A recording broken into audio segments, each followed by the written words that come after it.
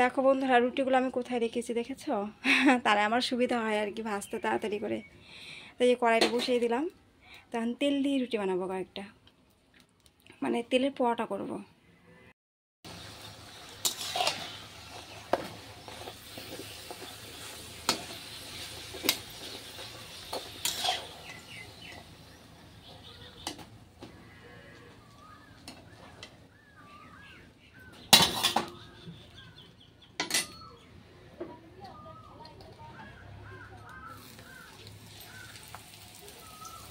এভাবে করে নিলে না আমার সুবিধা হয় আর কি, নয়তো আবার বেলবো, আবার রুটি ভাজবো একটা, আবার বেলবো।